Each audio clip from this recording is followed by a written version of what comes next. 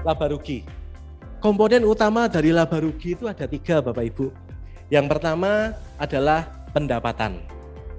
Yang kedua adalah biaya. Yang ketiga tentunya pendapatan dikurangi biaya akhirnya menjadi laba atau rugi. Betul? Ini adalah contoh laporan laba rugi yang sudah sangat disederhanakan. Yang pertama itu penjualan bersih. Di sini mewakili pendapatan kita. Ya, kebetulan di sini saya ambil contoh 200 juta. Dikurangi dengan harga pokok penjualan 150 juta, laba kotornya menjadi 50 juta. Kemudian pendapatan ini dikurangi dengan biaya-biaya. Biaya ini ada biaya pemasaran, biaya administrasi dan umum, ada juga biaya penyusutan. Sampai menghasilkan laba operasional. Kemudian setelah itu yang terakhir adalah pendapatan lain-lain dan biaya lain-lain. Ini yang tidak berdampak langsung terhadap bisnis Bapak Ibu sekalian.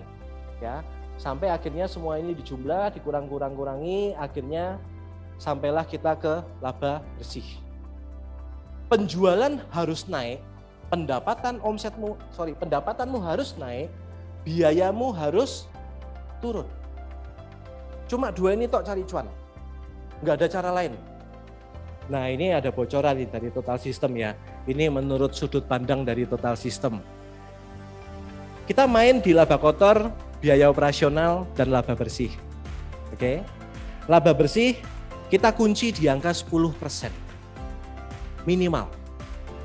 Ada yang tahu nggak kira-kira kenapa kita kunci di angka minimal 10%? Kita mau belajar. Ini adalah yang idealnya bisnis. Sekarang kita mau tahu bisnis yang efisien itu seperti apa.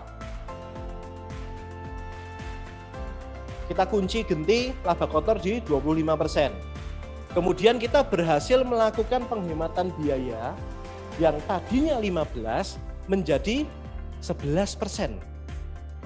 Artinya apa? Laba bersih kita naik jadi 14%. Ini loh Bapak Ibu, penghematan biayamu ini akan berdampak besar terhadap laba bersih. Ya, demikian juga sebaliknya. Gimana Pak kalau non efisien Pak? Sama, kita kunci di 25%. Kemudian biaya operasionalnya nggak dijaga, over budget sampai ke 19%. Artinya apa Bapak Ibu? Labanya tergerus. Habis Bapak Ibu tinggal 6%.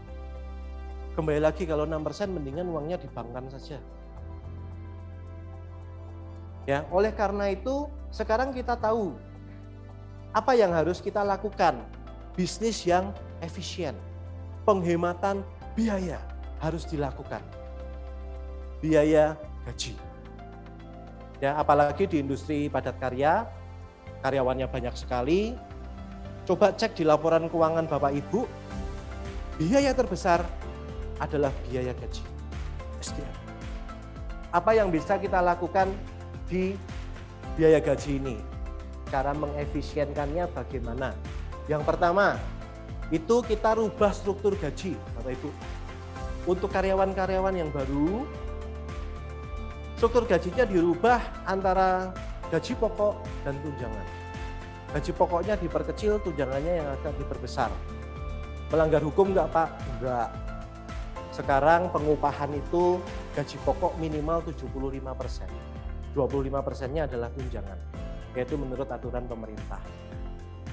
Yang kedua, lakukan outsourcing Bapak Ibu untuk posisi tertentu. Kenapa outsourcing ini bisa menghemat biaya? Karena kita udah nggak bayar BPJS, kita tidak melakukan cadangan pasca kerja. Jadi uang pesangon kita nggak perlu cadangkan, itu urusannya outsourcing. Yang ketiga, relokasi usaha. Ini kalau memungkinkan ya.